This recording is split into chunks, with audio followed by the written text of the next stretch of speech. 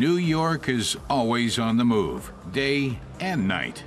Tranquility is not part of the repertoire here. There are many major car shows: Geneva, Paris, Shanghai, Frankfurt, but there is only one in the heart of the Big Apple. The New York International Auto Show is held in the Jacob Javits Center. All the main international manufacturers are here to present their latest models, including a number of world and U.S. premieres. The New York show attracts about 1 million visitors. That is more than Frankfurt, so it is very important, and it is a good time of year. This is the most important show for the U.S. market. It tells us how the market is doing. We are happy to be here. In the United States, it is our single biggest auto show in terms of consumer attendance. This is the world premiere of Lexus's LS500F Sport, though it does not look especially new. The F Sport in particular brings a completely different level of tuning for the air suspension. It brings an available variable gear ratio steering for the front and also an active rear steer. So the handling on this car, this is a big car, but yet when you drive it, it feels very compact. Lexus sells half its output in the U.S. This vehicle demonstrates its sporty side. Petrol may not be as cheap as it once was, but many Americans still love big cars. You can see that at the show, like here. Big Chevys and Dodges are on display, big and powerful. A highlight of the New York show is the World Car Awards. There are 6 categories: performance, luxury, design, urban, green, and World Car of the Year. 75 journalists from around the world test and vote on a whole lot of vehicles. The winners are announced here at the show. The World Performance Car 2017 is the Porsche Boxster Cayman. The competition is tough, so we are very proud to have won with our Boxster Cayman. To be honest, we were also a little surprised. The Luxury Award goes to the Mercedes E-Class. Green Car of the Year is the Toyota Prius Prime. Always better, never best. And we continue to improve piece by piece. BMW's i3 won the Urban Car Award. One car won 2 prizes: Design and Car of the Year, the Jaguar F-Pace. For us as a small company, it's something very, very special. It is fascinating to see that not only big players in the car industry can win such awards, but also small players. This is the world premiere of the new GLC AMG 63 midsize SUV and coupe. They sport the Panamericana grille known from earlier AMG models. It's not just about maximum speed, but also about acceleration, about total driving performance. On the U.S. market, AMG is the answer. The trend towards sporty vehicles remains strong. Just look at Porsche, Lexus, and Mercedes-AMG. But the manufacturers are also adjusting to the demands of the market. One new VW model has 3 rows of seats, namely the Atlas, an SUV that Volkswagen has developed for the U.S. market, with room for 7. Volkswagen had nothing to offer in this category in the past. The New York International Auto Show is one of the world's biggest. Many consumers who want a new car come here to find inspiration. Reason enough for all the big players to show what they can do.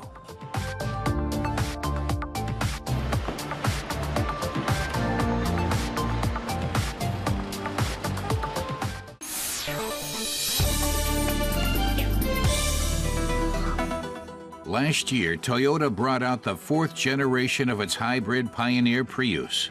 Now, a plug-in hybrid variant has been released.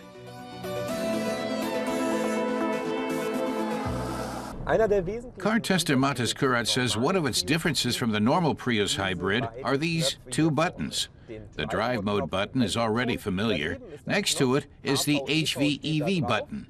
for switching back and forth between hybrid and electric mode. Next to it is another button, EV City, to go into city mode, in which the car remains in electric mode with a little less power. Den Elektromodus zwingt bei etwas geringerer Leistungsabgabe. The new variant has a noticeably greater range than the Prius 3 plug-in hybrid, more than 50 kilometers without recharging, and there is an added incentive to drive solely electrically. In the EV mode, the second electric motor, used as a generator when the gasoline engine is in operation, adds its power, making the car much more agile than in hybrid mode. Montes notes that the car is currently consuming an average of 1.4 liters per 100 kilometers. The reason? For the last 10 kilometers, he's been almost entirely in electric mode. Of course, that's drained the battery a bit, but he can help it recuperate. If he taps on the brakes or shifts into B instead of D and takes his foot off the gas, the battery will charge. The gauge here in front provides a challenge, says Montes. It awards up to 100 points for economical driving. You get points for smooth acceleration, for energy-saving coasting, and for recharging the battery by braking. If you neglect any of these things, you lose points, so you resolve to do better next time. And that leads to lower fuel consumption, which in turn makes you more satisfied with the vehicle. Was dann auch wieder zur Reduktion des Kraftstoffverbrauchs führt, was dann wieder zu mehr Zufriedenheit mit dem Fahrzeug führt. A car that trains the driver, and the driver likes it.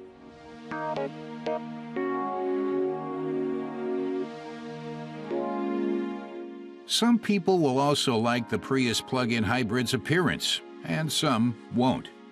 It's not for someone who wants classic auto design. LED headlamps are standard. The appearance is clearly different from the normal hybrid version. The car is longer, so that the battery can be stored in the rear.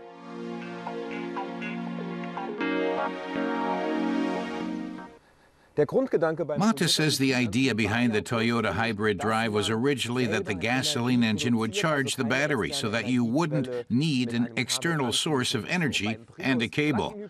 With this plug-in hybrid, that principle was a bit neglected. But in this variant, the Prius plug-in hybrid solar cells are mounted on the roof. They store enough energy each day to drive about 5 kilometers. So if you leave the car in the sun for a few days, you won't have to plug it in to charge the battery. Länger steht, nicht mehr zwangsläufig das Ganze an die Steckdose anschließen, die interne Batterie zu laden. The Prius plug-in hybrid, a car that not only looks futuristic, but also contains many pioneering technologies. Montes was skeptical at first. He usually considers plug-in hybrids iffy. You don't know whether they are really worth it. But now he has driven the car and has to admit that it has its advantages if properly used. You don't have to plug it in as much as he feared. But when you do, you'd better use green electricity and not power from a coal-firing plant. Or you undermine the whole idea of reducing your CO2 emissions. Some cities are considering banning internal combustion downtown and allowing only electric cars there.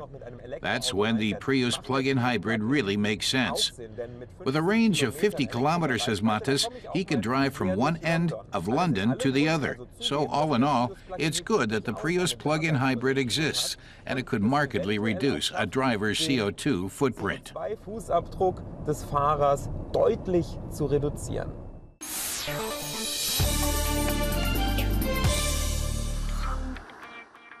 This is the second generation of the Peugeot 3008. The designers really went to town and have basically invented an entirely new vehicle.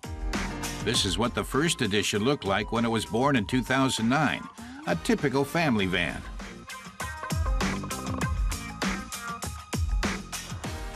It has now morphed into a compact SUV. We're not testing a regular 3008, but the souped-up sporty version, the GT.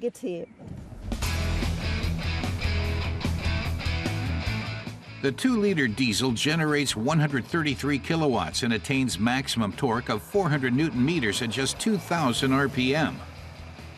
0 to 100 takes 8.9 seconds. Top speed is 211 kilometers an hour.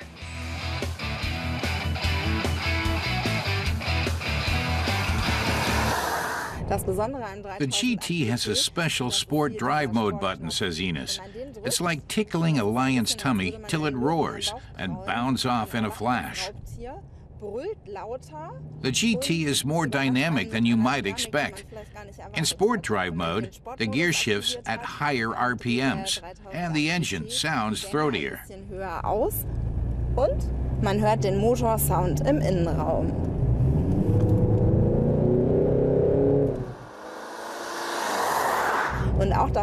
The suspension is good, though the center of gravity is quite high. It is really fun to take the curves.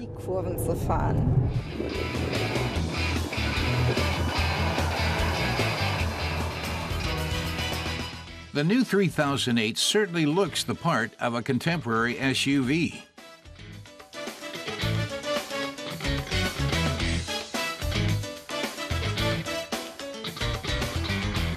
It's got underride protection,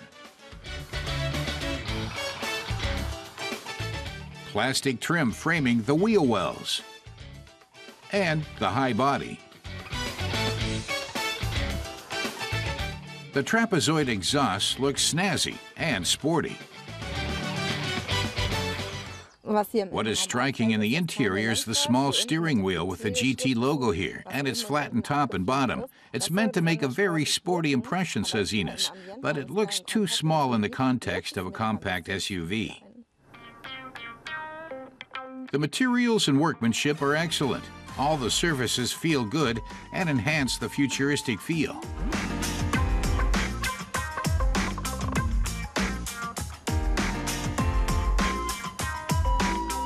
The design of the controls for the display and other functions are eye-catching. The gearbox is a 6-speed automatic.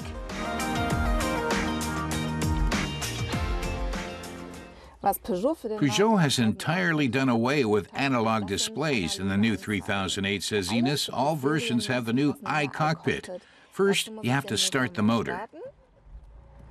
The graphics are razor sharp. You can adjust them with this little wheel, choosing what the dial should show and how.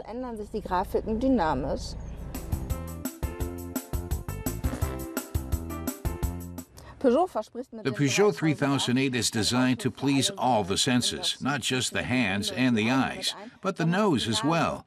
Among the apps is a fragrance dispenser to make the cabin smell good, with 3 to choose from.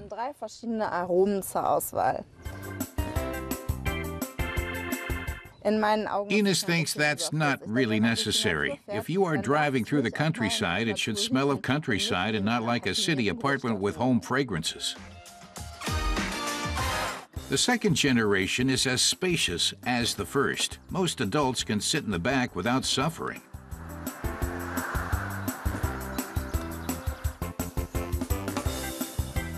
The plastic cover on the upper edge of the bumper at the rear is another plus point. Ground clearance is 22 centimeters, she says. If you want to venture off-road, the optional extra advanced grip control will help you. It has hill assist descent control and 5 driving modes for different terrains. But the 3008 has front-wheel drive, so it is not entirely suited for cross-country.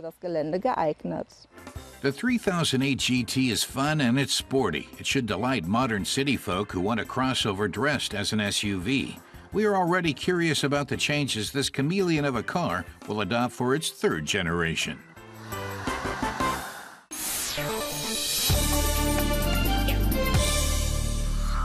Wow, was the Audi 100 Coupe beautiful in the 70s, exclaims our car tester Reinhold Eisenhofer. Audi's engineers thought so too, recalling the elegant line from the C-pillar to the rear.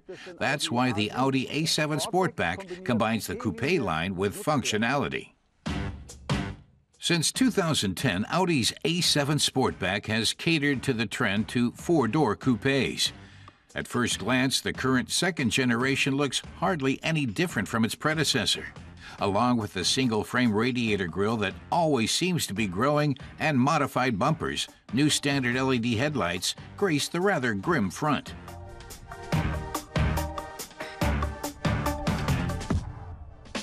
Matrix LED is available for a surcharge of €960. The rear of the almost 5-meter-long A7 Sportback boasts new taillights with dynamic blinkers. The large electric trunk lid swings up far, almost like in a station wagon.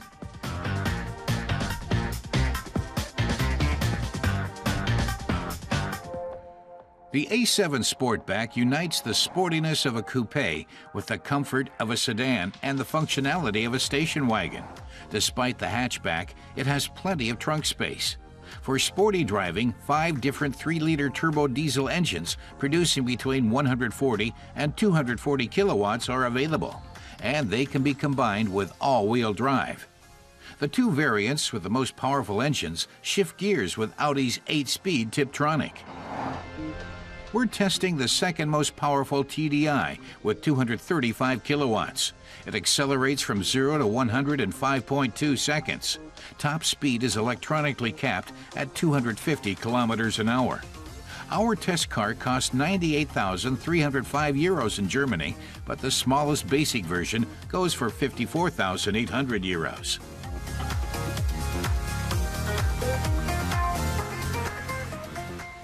Cool, functional perfection. That's the Audi A7's interior, says Reinhold. Fine leather, fine wood, and the best massage seats on the market. The coupe line limits headroom a bit in the back, and the side windows only roll down 2/3 of the way.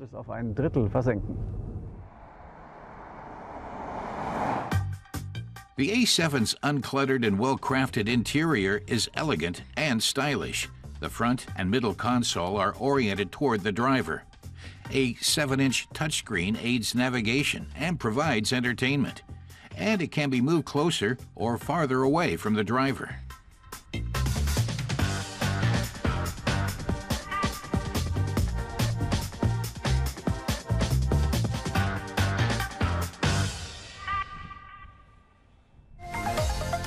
The A7 Sportback suspension combines sportiness and comfort.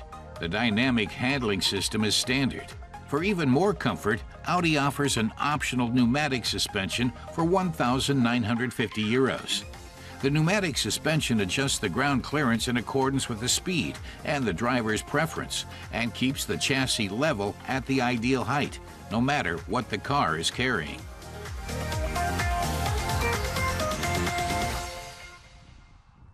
For a cool sedan, says Reinhold, the Audi A7 Sportback has a huge trunk. It holds 535 to 1,390 liters. With the back seat down, its cargo surface is up to 2 meters long. The car looks great, has a clear design, and the best craftsmanship in its class. All of this makes the A7 Sportback the most stylish 2-ton, 4-door luxury coupe.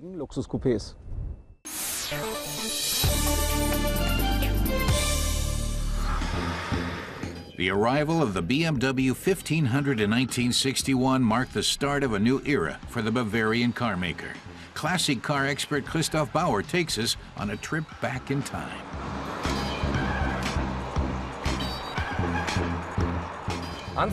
He says that BMW was in crisis in the early 1950s and was even in danger of being taken over by arch-rival Mercedes. That's because, apart from motorbikes, BMW produced just 2 kinds of vehicles, small cars and luxury sedans, or as Der Spiegel magazine put it, cars for laborers and CEOs. So the 1500 was aimed at the middle classes. It was the first of what became known as BMW's new class.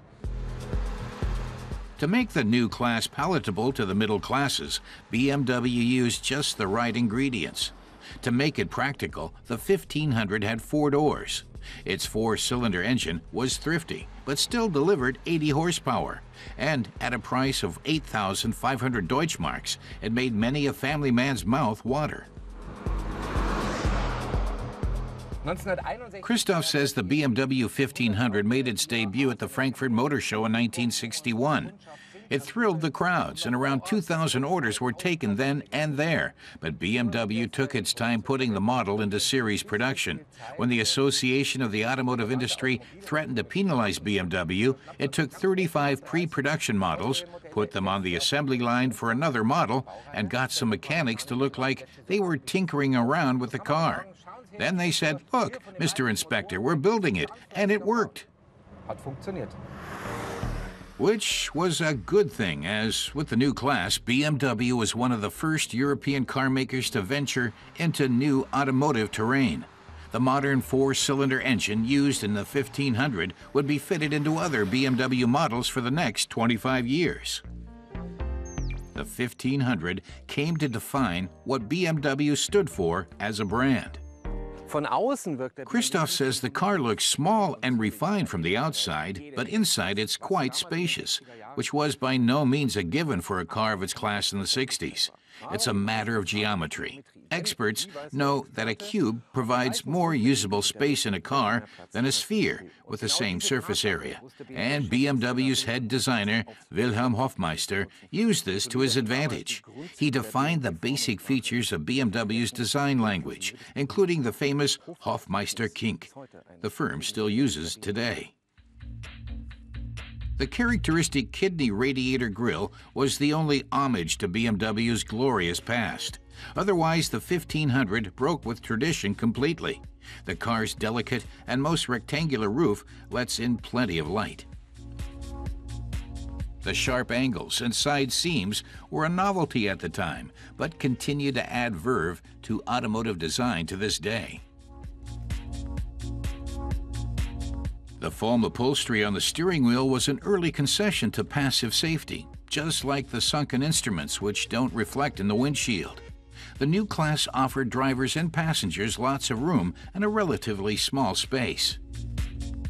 And Christoph says that the 1500's four-cylinder power plant is the stuff of legend.